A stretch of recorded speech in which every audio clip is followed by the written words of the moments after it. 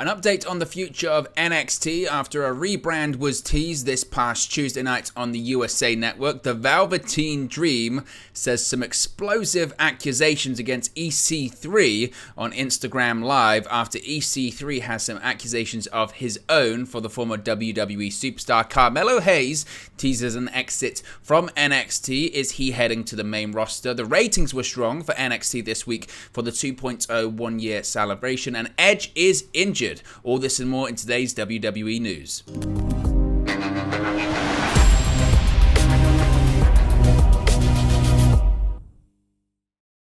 Hey guys, welcome back to Wrestling News 365. Hope everyone is doing very well. As always, there are plenty of news stories to get into in the world of WWE. So let's start off talking about this NXT rebrand, the third? The fourth one, the fourth iteration or version of NXT. Frankly, there's actually been quite a lot of versions, hasn't there? There's the original version, which is the game show version. Then there was like NXT Redemption, which was like a hybrid of the game show, but just a week-to-week show that was just this sort of weird filler WWE.com entity. Then there was the Triple H version, which was NXT, I guess, 3.0. NXT 2.0 was NXT really 4.0. So this new version, this hybrid of NXT 2.0 and the black and gold version is actually NXT 5.0, I guess. I don't know. I lost track a long time ago. But we have an update on the future of NXT. The return to the black and gold era, merging, having a hybrid version of NXT 2.0, and the return of TakeOver events as well. Now, with an apparent NXT rebrand on the horizon, it looks like what is old is now new again. Brian Alvarez reported on yesterday's Wrestling Observer Live that the upcoming NXT Halloween Havoc event is now being branded once again as an NXT TakeOver. Of course, NXT TakeOver was a staple of the NXT calendar. It was a staple of the black and gold era. They would have them once every sort of quarter, maybe a little bit more than that. Most of the times when there was a big WWE event, they'd have it the night before. Most of the time, it would be the best show of the weekend. And we've had some classic, amazing NXT takeovers. Of course, the ones in Brooklyn are very famous. They've had some overseas ones as well. They've done very good stuff. But once NXT moved to NXT 2.0, to distance themselves from the prior iteration of NXT, takeovers were no more. But according to Fightful Select, Sean Ross Sapp is reporting that NXT TakeOver Halloween Havoc is scheduled for Saturday, October 22nd, and will be a WWE Premium Live event. It won't be a case of what we've seen in the past, where Halloween Havoc was just a version of NXT that was on the USA Network. It was just a special episode. This was during the black and gold era and during the NXT 2.0 era. It was just an episode of NXT that happened during the USA Network broadcast. By all accounts, according to Sean Ross Sapp of Fightful Select, NXT TakeOver Halloween Havoc is scheduled for Saturday, October 22nd, and as I mentioned, will be a premium live event. So it's going back to takeovers, and it's going back to not being a version of the broadcast on the USA Network, which is certainly very interesting. And if memory serves me right, this would be the first Halloween Havoc event to be a pay-per-view or premium live event. Pay-per-views have replaced premium live events, but to be a pay-per-view since October 2000, the final WCW Halloween Havoc, which is a nice and interesting tidbit there. Now, as I mentioned, last year's Halloween Havoc was a special episode of NXT's weekly broadcast. It featured Tommaso Ciampa defending the NXT Championship against the current champion, Bron Breakker. It was also an event where the NXT Women's Tag Team Champions division stalwarts, Gigi Dolan and JC Jane, began their first reign with the brand's Women's Tag Team Championships. Now, of course, as I mentioned, when it comes to TakeOver, it used to be a classic designation for NXT Network specials on the WWE Network, which used the branding from 2014 to 2021. It went away, as I mentioned, once NXT moves to its 2.0 era, which of course saw a more colourful logo as well as more colourful characters in the locker room, less of an indie feel.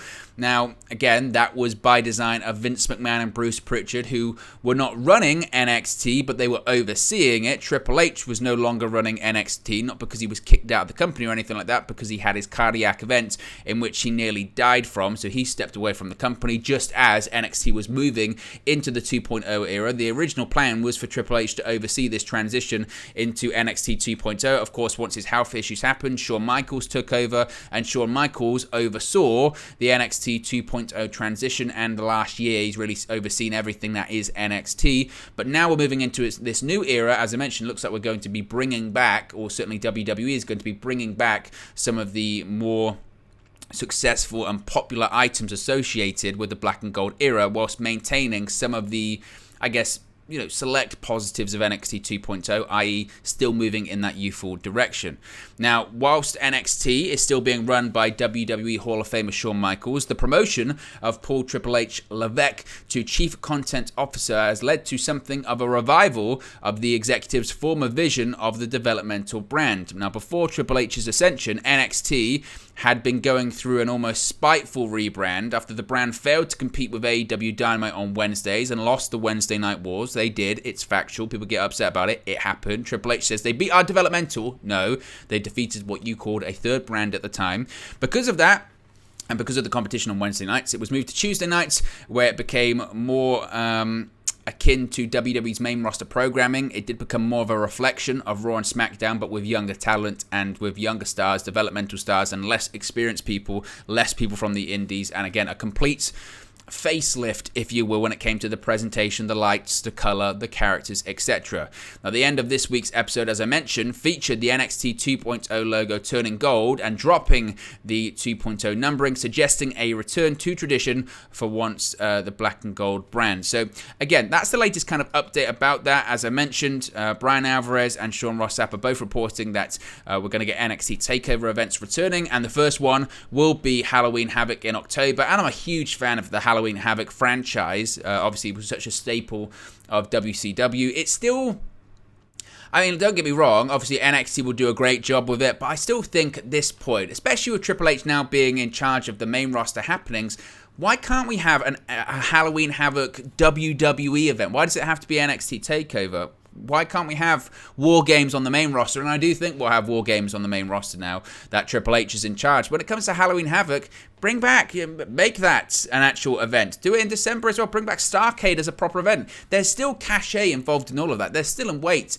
in all of those intellectual properties. I know that WWE, specifically Vince McMahon, didn't like using those name events because they were WCW's biggest names, and he didn't want to, I guess, give credence to them. I don't know, but I hope the main roster does a Halloween Havoc event, and I hope they have the giant pumpkin. That's the classic, isn't it? It's the giant pumpkin with the sort of devil ghoul behind them. That's what you think about when it comes to Halloween Havoc. So it's going to be an NXT TakeOver event for now, but who knows what will happen in the future. And keep an eye out when it comes to NXT, because this reboot's got a lot of people talking, and already, I guess it's reflecting somewhat in the ratings, even though people didn't really know it was coming this week. NXT did actually quite well, but we'll talk about that later on in the video. We've got to talk about some real drama here. Now, drama is widely associated, very closely associated with the Velveteen Dream at this point. I know he's had multiple arrests recently, and obviously, there's been a lot of allegations against him for the last couple of years, really, hasn't there? But Patrick Clark has responded to some latest accusations coming from a former WWE superstar. Now, the former Velveteen Dream took to Instagram yesterday to rebuke claims made by EC3, real name Michael Hutter, that Clark recorded people in the bathroom during a house party, and that WWE even knew about this situation. Now, Clark painted a vivid portrait of the party at Hutter's home, accusing him of, quote, leaving out a lot of the details about the situation. Now, this is a quote of what he said, and trigger warning, this does contain some explicit language and also, as well, some references to explicit drug use. He said, quote, what were we doing that night, Mike? What kind of powder was on the table? Accusing Hutter himself, along with a former NXT superstar and current Raw superstar, of doing drugs during the party. Now, again, I'm not going to speculate on who this former NXT superstar is or this current Raw superstar is. That's not fair. That's accusations, and it's not right to do. But he continued saying, quote, we were all drunk. You were pissy drunk, Clark continued, saying Hutter was damn near passed out in the corner. You and your homegirl, whatever chick you were screwing at the time. Now, Clark said that he left his phone on a counter and that Hutter, confused by Clark's sexuality due in part to the nature of the Velveteen Dream character and in part because Clark says the two were, quote, not friends at all, accused him of recording people, including Hutter, in the bathroom. Clark went on to detail handing a mutual friend his phone, noting that he showed him the recently deleted section of his phone as well to prove that he was not recording him. He said, referring to the drug use, saying that it was a hell of a drug. If you know what I'm talking about, it's a reference to the famous Rick James line from Chappelle's Show. And he also said, get your shit together.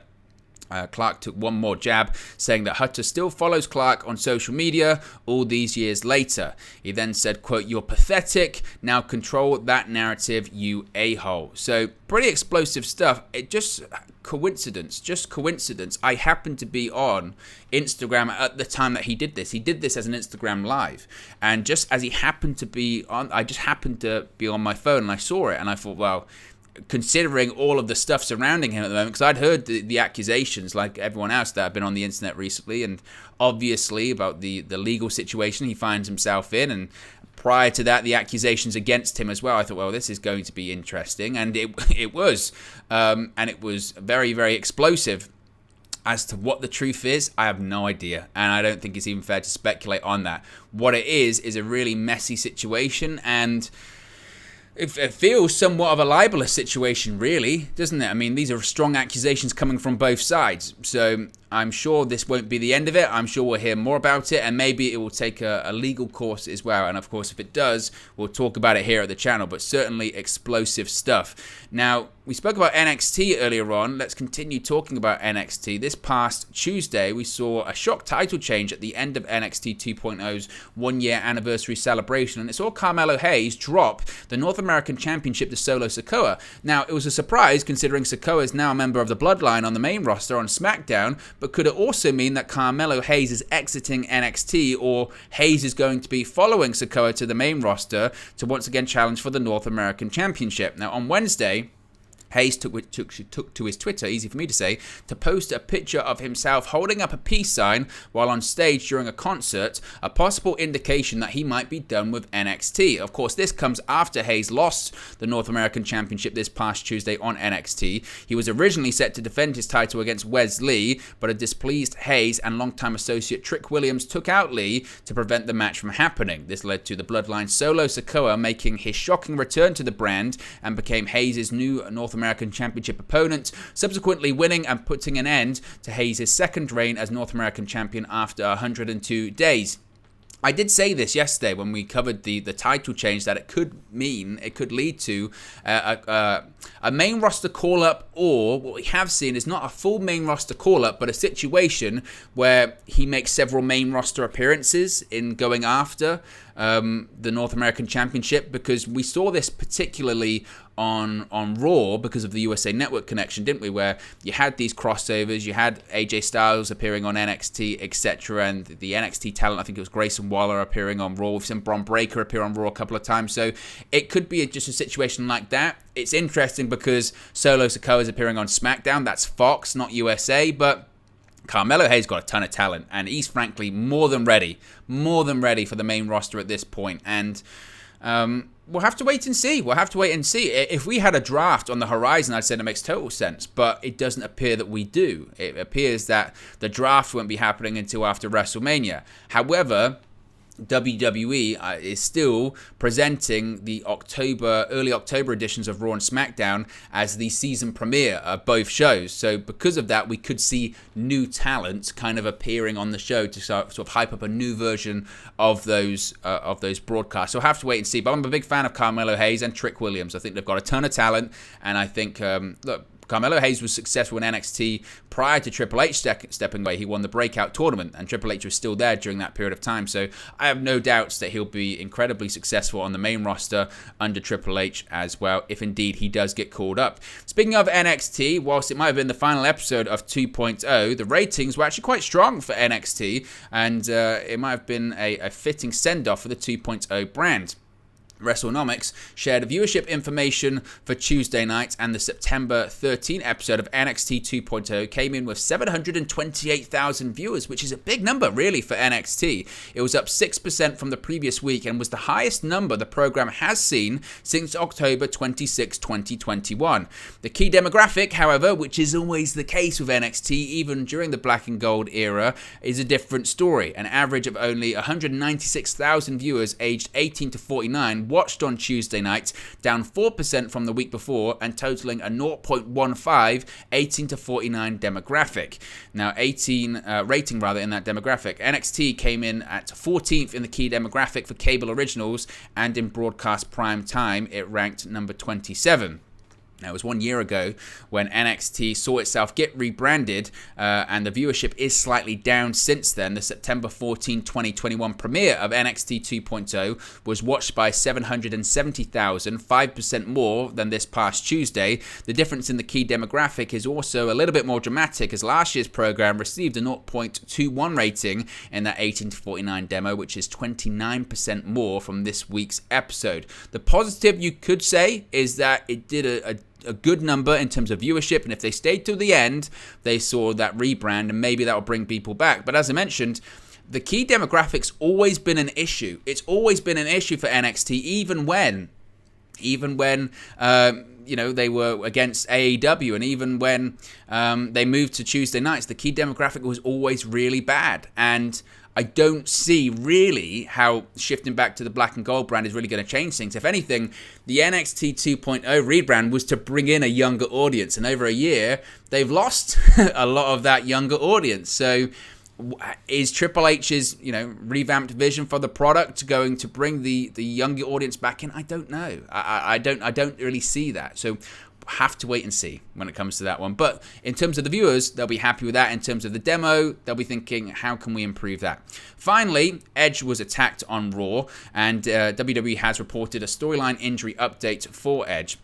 The Rated R Superstar fought Dominic Mysterio in the main event of Raw on Monday, but the match was only a vehicle for a brutal attack by the Judgment Day. Edge wanted to settle a score with Dominic after Rey Mysterio's son, of course, low-blowed the Rated R Superstar at Clash at the Castle. However, there proved to be strength in numbers as Finn Balor, Damian Priest, Rhea Ripley, and Dominic himself all worked together to take Edge out of commission, with Dominic delivering a harsh chair shot to the leg of the WWE Hall of Famer. Now, this week on The Bump, Matt Camp provided a quick medical update on Edge, saying that the star suffered a grade 2 MCL sprain due to the attack. Now, no time frame for the recovery was given, but a little research indicates that a grade 2 MCL sprain typically takes 2 to 4 weeks to recover.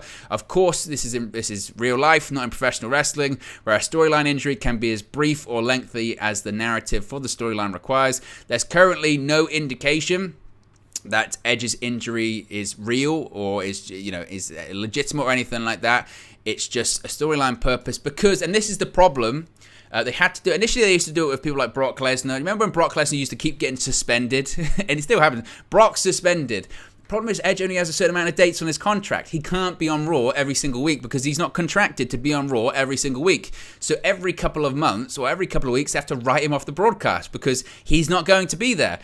That's fine. Sometimes they just don't need to do it. Like, pro wrestling fans, some are very stupid, but some are very smart as well. They know the situation. They know Edge isn't going to be there every single week. Obviously, it gives a bit of heat to the Judgment Day faction, but how many times has Edge been ruled out with an injury this year? When in reality, it's just because he doesn't have the dates on his contract. I guess the reason they did it this time is to give a bit of heat to Dominic, like they did it before, to do the storyline of Judgment Day turning on Edge, I guess, but if this year they have another Edges out of an injury where he's not, you'll go, well, and when is enough when it comes to his injury? And, frankly, I'm kind of surprised they're continuing with Edge's feud with the Judgment Day. After Dominic turned on them at Clash at the Castle, they had to, and I still do think they're going to get to a point where it is, Edge and Beth Phoenix versus, say, Finn Balor and Rhea Ripley, or we could see a 6-person mixed tag team match where it's Edge, Rey Mysterio, and Rhea Ripley versus Dominic Mysterio, Damian Priest and Rhea Ripley, or whatever. They can do whatever combination they kind of want to, and I do kind of expect that, but I do want to see Edge, face off different people on Raw. Who could that be? You look up and down the roster, there are names that he can still face off against. Again, it depends on it does depend on what these rosters look like ultimately, right? And I think that's why a draft is also important, because I think Edge does need a fresher set of opponents to also face off against. Of course, he got drafted to Raw last year, so I do think the rosters are in desperate need of a shake-up, but we'll have to wait and see what happens with Edge in the future. So there you go, guys. That's the latest WWE news. Let me know your thoughts on today's news stories in the comment section below. Be sure to smash a like on the like button. Be sure to subscribe, bottom right-hand corner. And as always, I'll speak for you again very, very soon.